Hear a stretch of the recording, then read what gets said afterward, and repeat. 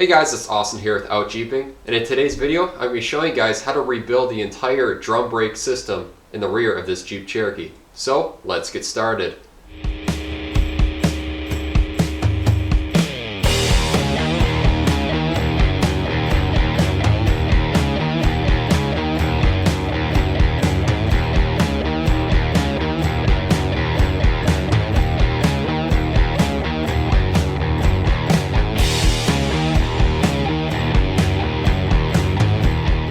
Alright, so when I was talking about doing the entire drum brake system, I mean we're doing a complete overhaul. We're not only doing pads and drums, we're also doing the brake lines that are going to the rear because they are rusty on this vehicle, and sooner or later in the future they will pop a hole in the line, then you won't have any brakes anymore. So we're going to do that as well since we're doing the drums. Now when it comes to drum brakes, a lot of people are actually scared to dive into it because there's a lot of parts that are involved to make this thing actually work. A lot more components than what you would find for a disc brake system. But I'm here to tell you today that it's actually not really that hard. Everything has its own spot, and if you take pictures beforehand, it's going to make it a lot easier to reassemble everything. Everything has its own place, and there's a bunch of stuff on the internet that you can reference stuff as well.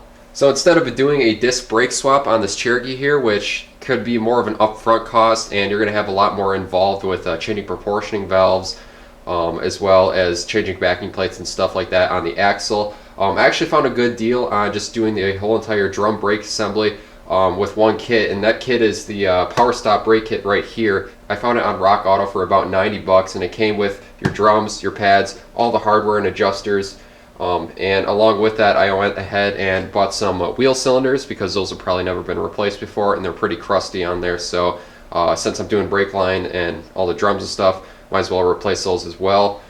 So I got some soft line that's right here, and I do actually plan to lift this Jeep in the future, so instead of getting a normal Cherokee factory line, if you actually look up a 95 Wrangler rear brake line, it's actually 17 inches compared to the 13 or 14 inches that's on the stock Cherokee. Rock Auto actually has another option for a lifted Wrangler, which is about even 4 inches longer. So the one I got here today is 21 inches long, which should be plenty for my 3-inch lift I'm going to be putting on here soon. This one right here is only $7, which is fairly cheap compared to aftermarket steel braided ones. Along with that, I got some copper nickel hard brake line that I'm going to be flaring and making all the hard lines with. If you want to know how to make flares on hard line, I got a video covering that. I'll post that in the link below. And lastly, a couple other things you might need. I picked up this line wrench. It's going to be easier for taking off and putting on fittings for the brake line, so that way they don't strip out. I got some brake parts cleaner, and I got some brake fluid since we're going to be bleeding our brakes by putting in all this new line. And for all this stuff right here, I'm only in about 130 bucks, and that's with shipping, so maybe about 110 bucks for all this stuff that's right here off of Rock Auto. So if you're watching this video and you don't have a Jeep Cherokee, but you have other vehicles that have drum brakes, hopefully this will give you some guidance on how to do it. Not all the parts are going to be exactly the same, but if you do have a Cherokee, this should be pretty much similar. One thing you want to know for the Cherokees is they actually have two different drum brake sizes. They got a 10-inch and a 9-inch. What's on my Cherokee is actually a 9-inch drum brake, and the way you can tell is if you look underneath the vehicle on the back of the wheel cylinder where the brake line goes in, if the brake line kind of goes in parallel to the backing plate, then you have a 9-inch brake system. If it kind of goes in on an angle, you're going to have a 10-inch brake system. And those are just the differences between the wheel cylinders. That's the way you can actually easily check it without actually having to take off the wheel and measure the drum itself. So as you can see with the 9-inch drum brakes, the wheel cylinder on the back here, the brake line is going to go straight into here. If it were a 10-inch, it's going to go in kind of like on a 30-degree angle. That's just the design that they have for between the 9-inch and the 10-inch. Alright, so I'm going to go get started on the Jeep. We're going to first start by taking off all of the old drum brakes and getting that all laid out. That way we can see how everything goes back together with the new stuff. Alright, so to get started working on this 99 Cherokee, the way I'm going to do it, I'm going to do both sides at the same time. So I'm going to jack up the rear axle, put it on jack stands, and chalk up the tires up front so that way this doesn't move. At the same time, just for an extra precaution, I'm going to put it into 4-wheel drive lock so that way the front axle is locked with the drivetrain, and that way this thing can't move when it's up in the air. Now you don't necessarily have to do both sides at the same time, but it does help to cross-reference in case the thing is broken and you don't know where a spring goes. But you can just get away with taking off one tire at a time and having a jack stand just on that corner of the vehicle, do your brakes there, and then move on to the other side.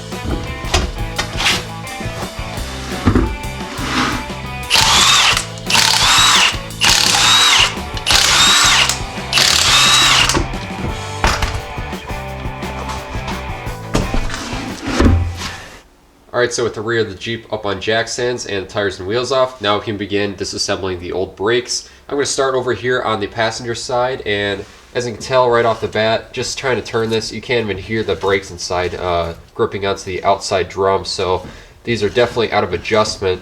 So the first thing we got to do is remove these old drums, and more than likely, especially if you have a rusty vehicle, they're going to be pretty much seized onto the axle shaft flange that's over here on the end. So we're going to be spraying some PB Blaster through these lug holes over here, as well as this center shaft, and then we're going to try hammering on it and see if we can break it free.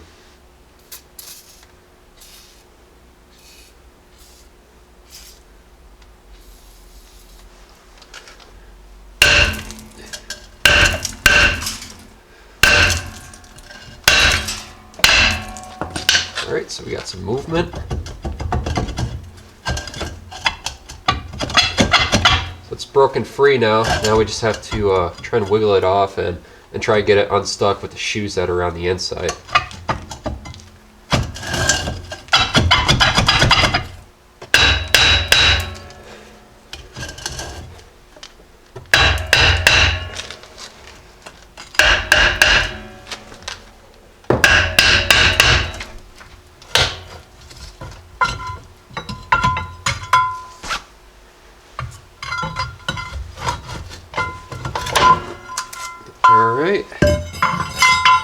Alright, so you're probably wondering why it took a lot of hammering and prying just to be able to get this drum off, even though I did break the surface over here on the hub. That's because, as you can see on this inner lip right here where the pad actually does not actually contact the drum, there's a thick layer of rust on here. So with that shoes that are expanded already and you're trying to push out the drum, it's going to run into this rusted ridge right here, which is actually a little bit smaller inner diameter, not allowing that pad to go through, so it's kind of a struggle going over that.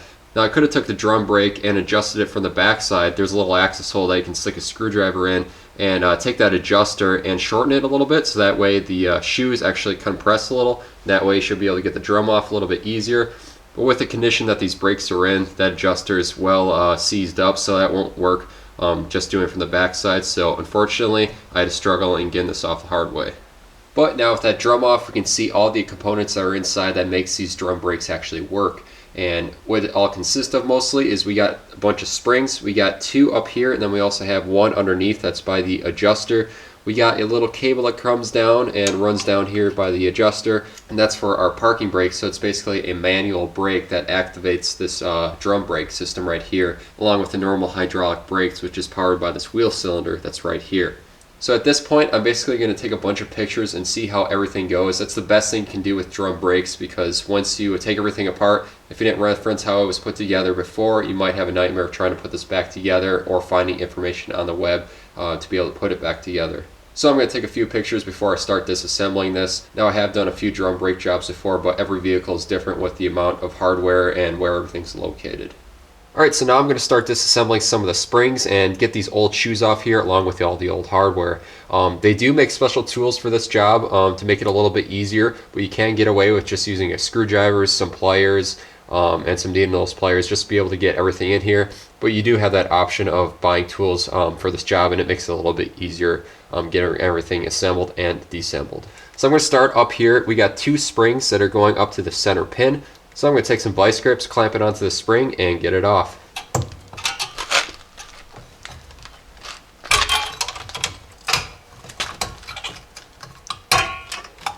And then these guys should just pop out of the hole that's on the shoe. And then over here, this side holds the little cable for the parking brake. So you just have to take that off as well, because since it has the same hole going through it. And then with this little cable that's in here, it also has a hook going down to the adjuster right on the bottom. This hub is actually blocking it, so you just have to look through here and pop that out of its hole. Alright, so looking on the bottom here, I just took off this parking brake cable, and that was in this little hole that was located right there. I'm going to take off this back spring over here, and that should release the tension between this adjuster right here. So I'm just going to work my way in with the needle and those pliers and get this spring out.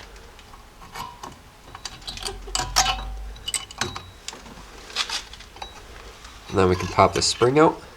Now to remove the rest of this, you can take this adjuster out, but I'm just going to take this out as one piece, and to do that we just got these little locks that are right here. We got one on each pad, so I'm just going to take that out, and then the rest should all come out as one piece. So now the way that these little pins are locked in, basically you got a spring behind here, and you got a pin coming in through the backing plate, and it almost looks like a nail, and then they got this little cap here that kind of locks it in place. So what we need to do is take this cap, push it in, rotate it 90 degrees, and then the end of the pin should fit through the slot that's on this cap, and then it should release.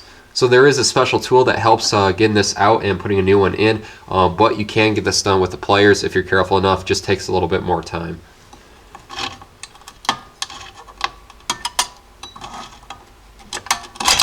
There we go.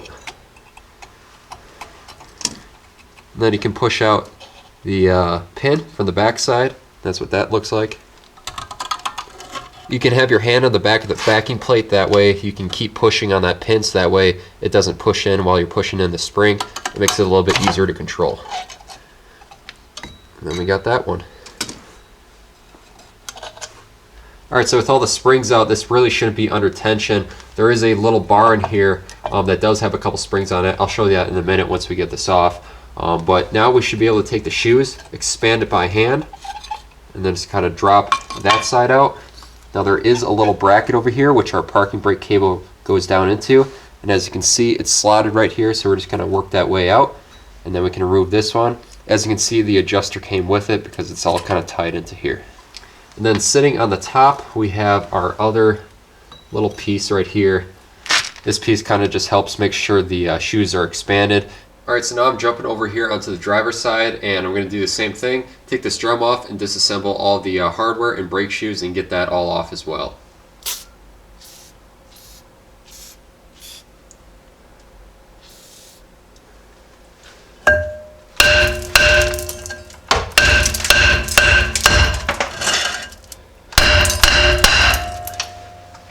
Alright, so we got the brake free. This side. That came off a lot nicer. So one thing I am noticing with this is on the previous time I've taken off this drum, maybe a year or two ago, I noticed that the parking brake cable, that little cable that's inside here that's routed all the way to the bottom, that was actually rusted off, and it was just actually sitting on the bottom of the drum here, so I removed that at a earlier time. But as far as everything else, it looks like the other side, the adjuster down here is frozen solid. So I'm just going to take it off like the other side. We got two springs on top, one on the bottom, and then we can take our pins out. Then this whole assembly should come off.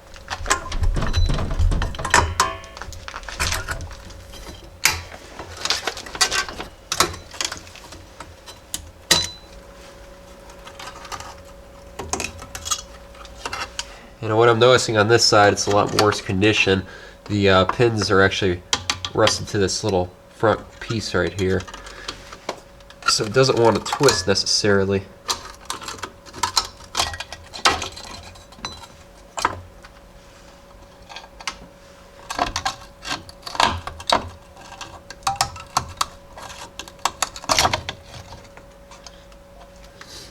So now we can expand this, then it should come off. And then we got this parking brake bracket that just stays on there with the parking brake cable. And then we got our spanner piece right here. Okay, so now I'm going to start taking off these old wheel cylinders. Right here is the back of the backing plate that's on the passenger side, and as you can see, we just got our brake line that's going down into it. If you're trying to save your brake line, you can spray some PB Blaster on this connection. Use a 3/8 line wrench and then try and break it free. If it's rusted to the line itself, you kind of want to work it back and forth so that way you don't twist the line and snap it itself. But since I'm replacing these lines anyway, if it breaks, it's not a big deal, but I'm going to try and get this off hopefully as smoothly as possible. So I'm going to spray some PB Blaster on here. And I threw some gloves on just in case I get some brake fluid that's leaking out. You don't really want to get this stuff on your skin. This one is not one to turn, it's actually one to strip out, but fortunately this wrench I got is actually not kind of bent at the end, so it's kind of on an angle. What I'm going to try to do is loosen up the two bolts that hold the wheel cylinder to the backing plate, push that out, and see if I can take it off from the front side with just pushing the line through. So there's two bolts going into the wheel cylinder from the back side here. They're going to be a 3/8. Hopefully they don't snap because with the new wheel cylinder they do not come with replacements.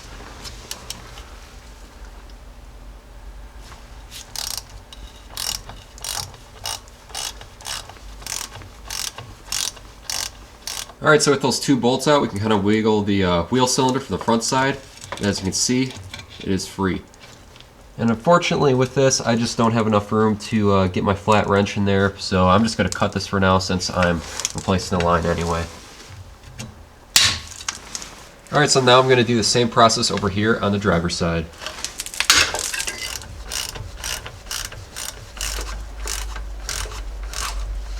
Alright, so now we should be able to pull out our wheel cylinder. If it's kind of frozen in place from rust, you can take a hammer, try and break it free. There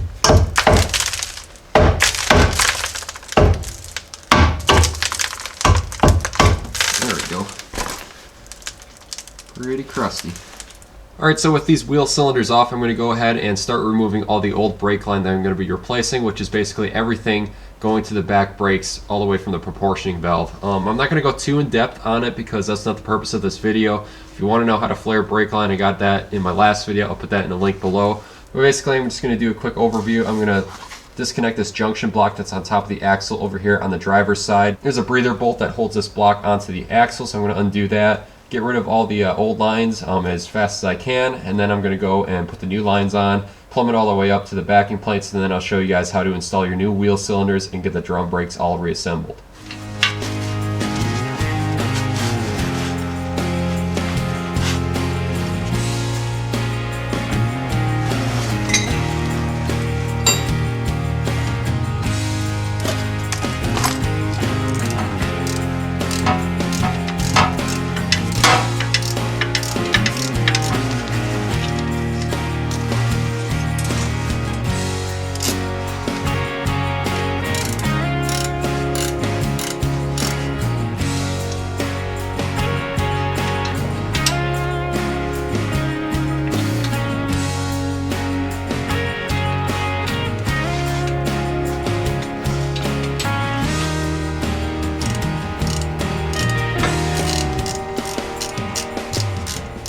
Alright, so now before we install our new parts onto the backing plate, I'm going to go ahead and clean it up. There's a lot of rust flakes that are in here along with brake dust that's built up over the years, so I'm just going to take some brake clean, clean up all that loose stuff, and also I'm going to take a flap disc on an angle grinder and clean up the contact points where the brake shoes actually rub onto the backing plate. So with each shoe, which is 2 per drum brake, they have 3 contact points on here, so we have 1 here, 1 in the middle, and then 1 on the bottom. You can kind of see where it's wearing before, but basically that shoe is going to be rubbing back and forth as you're pressing and releasing the brakes. So that's going to be a part that has to be nice and smooth for our brakes to be working properly. So I'm going to clean it up with a flap disc. That way we shouldn't have any problems. Alright, so now I'm going to reinstall the new wheel cylinders. They're pretty much the same across the left and right side with these 9-inch brakes. As you can see, everything is right in the middle. The only thing you want to make sure is that you have the bleeder screw that's up towards the top, so that way it'll be easier bleeding off the brakes later on. Before I bolt this in, the first thing I'm going to do is actually line up the brake line, start threading that in first, and then we'll put in the bolts for the wheel cylinder. That way it's going to be a little bit easier because sometimes you can get it a little bit hard to threading in this line once this is already bolted on. So before we install it, we just got to take this little protective yellow cap that's off there. This one stays right here for the bleeder screw.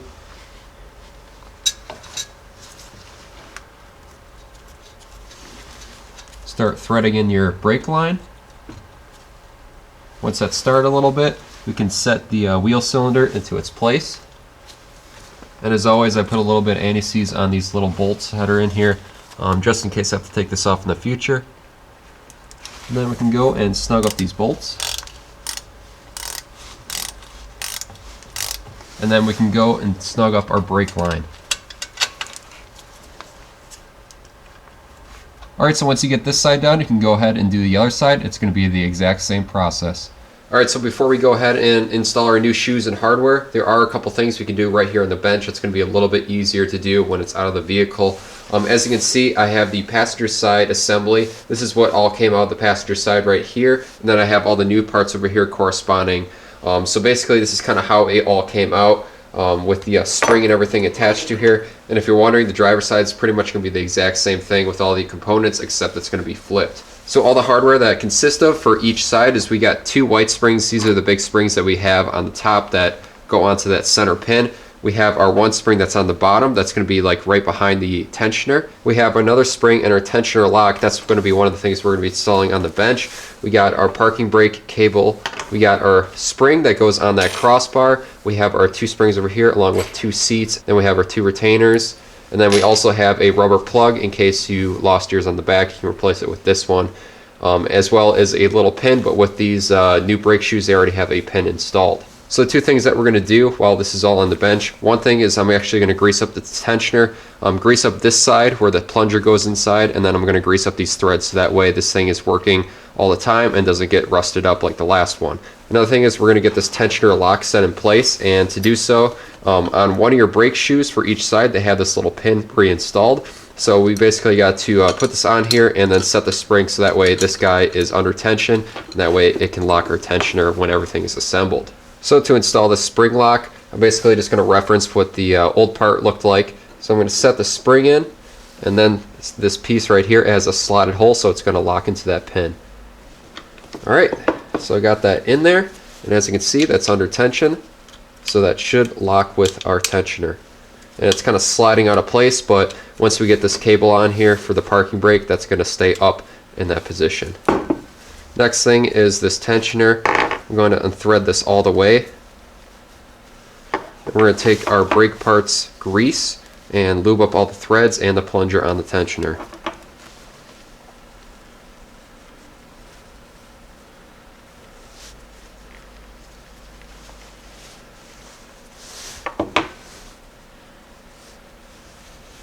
Alright, so all this stuff is ready to go. Now we can install for this side.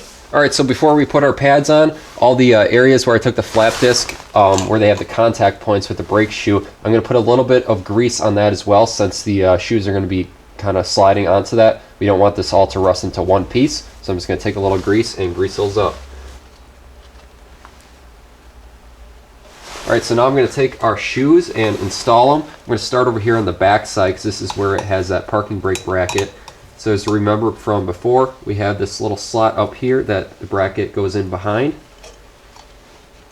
And before I put in the other side, I'm going to put the retainer on here so that way it kind of holds everything in place. That way you're not trying to balance this all by putting all the springs and stuff in. So we got our pin, then we got our new coil spring, and then we got our retainer. You want to make sure that the part that goes in is facing inwards. This is where it would help if you have that proper tool, but I'm going to try and get away with just a pliers. Then we're going to turn it 90 degrees until it locks into its resting position. Right there. Now I'm going to do the other shoe and lock that one in as well.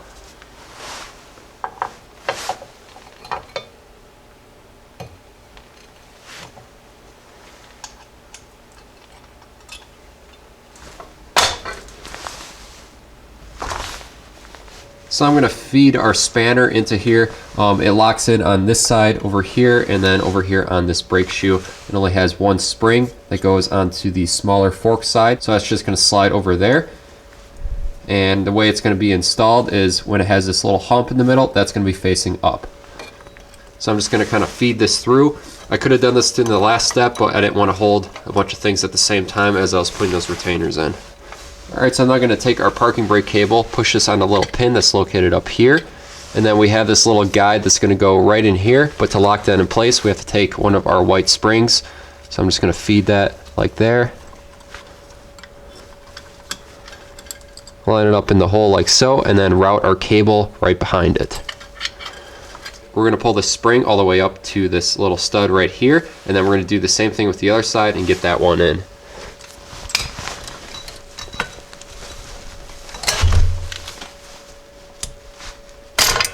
Now we can take our other white spring, feed it into the hole, and push in this side shoe.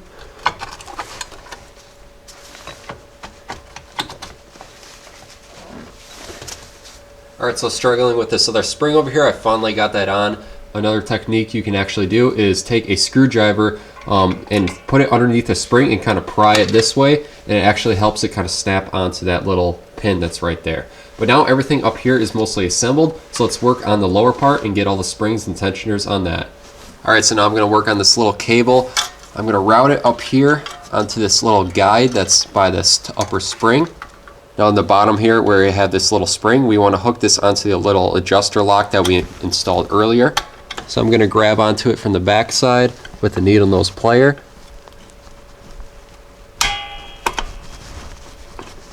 And you can kind of lift this up a little bit to kind of help you.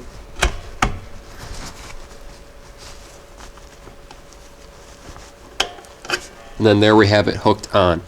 Alright, so now I'm going to install our adjuster, and I have it on the setting where it's all the way tightened up, so that way it's going to be a little bit easier to install this. But basically we got prongs on each side, and they're going to correspond with the spots on the shoe. And we want the side that has this plunger on the tensioner closest to the tensioner lock. So I'm just going to make my way behind the tensioner lock, kind of push it out a little bit, and then once it's in its spot, kind of push the pads together.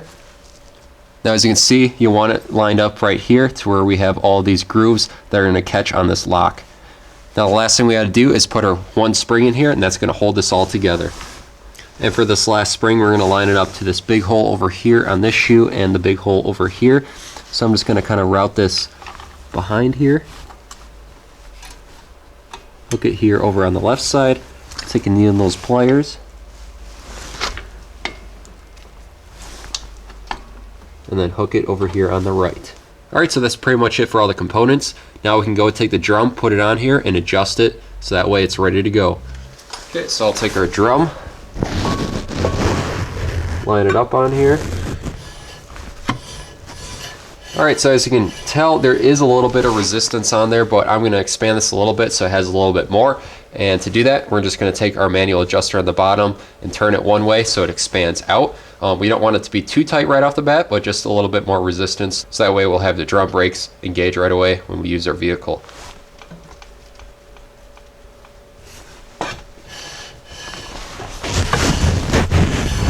Alright, so as you can hear, that's a perfect amount of resistance. And that's pretty much it for this side. Now the only thing we have to do now is go and do the other side. I'm not going to show that, but basically it's just going to be the same exact thing, just the mirror opposite. Now the last thing we have to do is just bleed the brakes, and then we should be ready to go.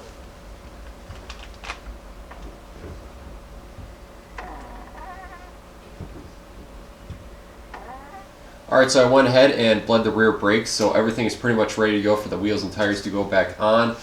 The technique I used today, since I don't have a helper with me, I just did the one-person method by using a clear tube, hook it up to the back of the bleeder valve, and it's going down to a water valve which has brake fluid in it, and it kind of creates a vacuum in there, so you can be able to pump the brakes and just leave that open, and you can see all the air bubbles working on the system. It's a little bit slower than the two-person method. I actually did go out and rent a tool from Advanced Auto, the hand pump that's supposed to draw in the fluid. That way it's a little bit easier with one person. But for some reason I can't get it to work because I think the kit actually might be broken or something. But it keeps letting in air bubbles, and I think all the adapters and stuff that are with it are just kind of like dry rotted out and not creating a good seal. So I was able just to do it with a water bottle and a hose, and now it's all ready to put back together.